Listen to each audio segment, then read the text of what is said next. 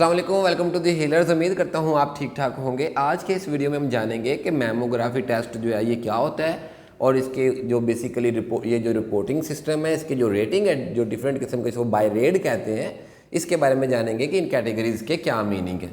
तो आमतौर पे पहले जैसे मैंने पहले वीडियो में बताया था कि मैमोग्राफी जो है एक ख़ास किस्म का डायग्नोस्टिक टेस्ट है जो कि आमतौर पे ब्रेस्ट कैंसर के लिए किया जाता है। तो इसमें क्या होता है कि एक एक्सरे मशीन के ज़रिए एक्सरे करके जो ब्रेस्ट टिश्यूज़ हैं उनके बारे में जाना जाता है कि आया कि वो जो टिशू है उसकी कंसिस्टेंसी कैसी है और उसके अंदर अगर कोई खुदा ना खास्ता गिल्टी, गांठ या अगर रसौली वगैरह, ट्यूमर वगैरह बन रही है तो उसकी नेचर क्या है और आने वाले दिनों में वो किस हद तक ख़तरनाक हो सकती है। तो अमेरिकन कॉलेज ऑफ रेडियोलॉजी जो है उन्होंने एक सिस्टम दिया है इसको आमतौर पर यूनिवर्सल बनाने के लिए। तो एक समझ लें रेटिंग नंबर्स दिए गए हैं जिसको आमतौर पे बाय रेड कहते हैं। बाय रेड का मतलब है समझ लें के लिए breast imaging reporting and data system. तो ब्रेस्ट इमेजिंग का मतलब है यानी जो ब्रेस्ट है यानी छातियाँ हैं उनके अंदर अगर खुदा ना खास्ता कोई ट्यूमर या गांठ अगर मौजूद है तो उस रसौली को टेस्ट किया जाता है एक्सरे मशीन के ज़रिए, उसकी इमेज ली जाती है, उसकी रिपोर्टिंग और उसका एक डेटा सिस्टम जो है उसको कहा जाता है बाय रेड। तो बाय रेड की डिफरेंट कैटेगरीज होती हैं, आमतौर पे ये 0 से 6 तक हो सकती हैं। तो हम बात करेंगे क्या है कि जो 0 है बाय रेड C1 जिसको C0, C1, C2, C3, C4 और C5 इनके क्या मतलब होते हैं और आया कि ये फ्यूचर में किस हद तक ये जो गिल्टियाँ हैं वो ख़तरनाक हो सकती हैं इसके बारे में जानेंगे। तो बाय रेड 0 क्या होता है? बाय रेड 0 बेसिकली ये कैटेगरी 0 या C0 इसको लिखा जाता है। अगर किसी ने मैमोग्राफी टेस्ट करवाया और डॉक्टर ने अपनी फाइंडिंग में C0 लिखा हुआ है तो इसका मतलब है कि ये जो आपका टेस्ट है ये बहुत ज़्यादा अनक्लियर है और इसके अंदर बहुत ज़्यादा शक्कूक व शुबहात पाए जाते हैं। इसलिए आपको ये जो एक्सरे है या मैमोग्राफी टेस्ट है ये दोबारा से करवाना पड़ता है ताकि एग्जैक्टली पता चल सके कि बाय रेड की कौन सी कैटेगरी में ये गिल्टी जो है ये फॉल कर रही है। बाय रेड की जो दूसरी कैटेगरी है उसको आमतौर पे C1 लिखा जाता है। C1 का मतलब होता है कि जो टेस्ट किया गया है ये बेसिकली अनसेटिस्फैक्ट्री है।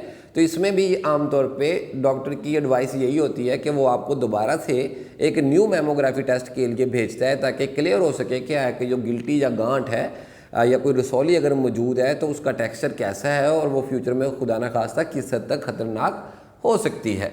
बाय रेड में जो तीसरी कैटेगरी है इसको C2 कहा जाता है, यानी कैटेगरी जो 2 है बेसिकली अगर किसी डॉक्टर ने आपको मैमोग्राफी टेस्ट के बाद C2 असाइन किया है तो C2 का मतलब होता है कि ये जो गिल्टी है ये आमतौर पे बिनाइन होती है और ये C2 समझ लें कि ये इसमें बिल्कुल भी ख़तरे वाली कोई बात नहीं है और इन फ्यूचर ये गिल्टी जो है वो ग्रो भी नहीं करेगी, ना ही इसके अंदर खुदा ना खास्ता पेन होगी और ना ही ये ब्रेस्ट कैंसर में जाएगी। तो इस तरह की जो ट्यूमर या इस तरह की गांठ गिल्टी जो होती है वो आमतौर पे फैट की, चर्बी वगैरह की गिल्टी बन जाती है या समटाइम कैल्सिफिकेशन भी हो सकती है, लेकिन आमतौर पे वो इतनी ज़्यादा लीथल नहीं होती, इतनी ज़्यादा खतरनाक नहीं होती।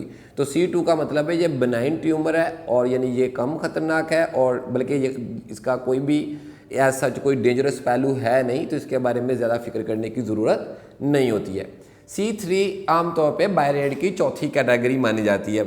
C3 या कैटेगरी 3 भी इसको कह सकते हैं। इसका मतलब ये होता है कि ये आमतौर पे जो गिल्टी या गांठ मौजूद है ये एटिपिकल है और आमतौर पे ज़्यादातर ये साथ मेंशन भी होता है कि ये प्रोबेबली बिनाइन है, यानी इसमें शकूक व शुबहात मौजूद होते हैं।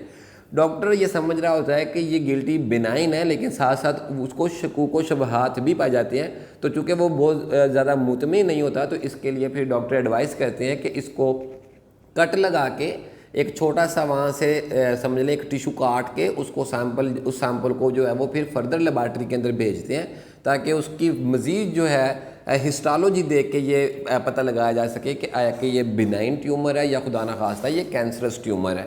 तो इस तरह की गांठ जो कि C3 जिसको कैटेगराइज किया गया है इसका मतलब है कि ये टेस्ट जो है उसने मुकम्मल तौर पे उसको बिनाइन नहीं कहा है, तो प्रोबेबली बिनाइन यानी ये शायद बिनाइन हो सकती है और ये भी बात हम यकीन से नहीं कह सकते जब तक कि बायोप्सी टेस्ट ना करवा लिया जाए। तो बायोप्सी टेस्ट यही होता है कि एक छोटा सा कट लगा के उस गिल्टी में से थोड़ा सा जो टिशू है उसको काट के और उसको भी लेबॉरेटरी में हिस्टोलॉजी टेस्ट के लिए फर्दर सजेस्ट किया जाता है जिससे ये पता चल सके कि आया कि ये जो गांठ है या गिल्टी है ये किस नौइयत की है। बाय रेड की जो 5वीं कैटेगरी है इसको आमतौर पे C4 कहा जाता है। C4 जो है ये आमतौर पे सस्पिशियस ट्यूमर को कहा जाता है, यानी ऐसी ट्यूमर जो खुदा ना खास्ता फ्यूचर में कैंसर बन सकती है ऐसी ट्यूमर को आमतौर पे C4 में कैटेगराइज किया जाता है। ये कैटेगरीज तो यानी C4 इसको कहा जा रहा है, बट एक्चुअली ये बायरेड की 5वीं कैटेगरी है, ठीक है, क्योंकि ये 0 से स्टार्ट होती हैं। तो C4 का मतलब होता है कि ये ज़्यादा चांसेस है कि ये जो ट्यूमर या गांठ मौजूद है ये फ्यूचर में कैंसर बन सकती है, लेकिन फ़िलहाल ये भी बात भी यकीन से नहीं कही जा सकती, लिहाजा इसके लिए भी फर्दर डिफरेंट किस्म के टेस्ट करवाए जाएंगे। ख़ास तौर पे हिस्टोलॉजी टेस्ट जो है वो सजेस्ट किया जाता है। बायरेड सिस्टम की जो 6ठी कैटेगरी है इसको आमतौर पे C5 कहा जाता है। ये वो कैटेगरी है जिसमें एक फिजिशियन, जो आपका फिजिशियन है या कोई ऑन्कोलॉजिस्ट है, वो आमतौर पे यकीन से ये बात कह सकता है कि जो आपके छाती के अंदर मौजूद गिल्टी या गांठ है ये कैंसरस है।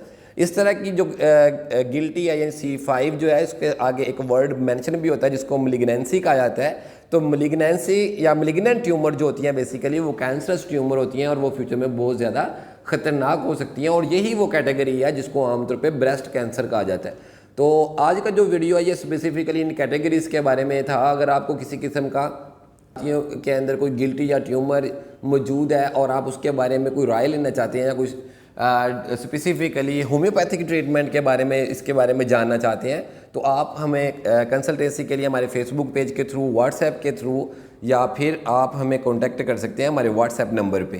तो मिलते हैं नेक्स्ट वीडियो में। अंटिल नेक्स्ट टाइम, अल्लाह हाफिज़।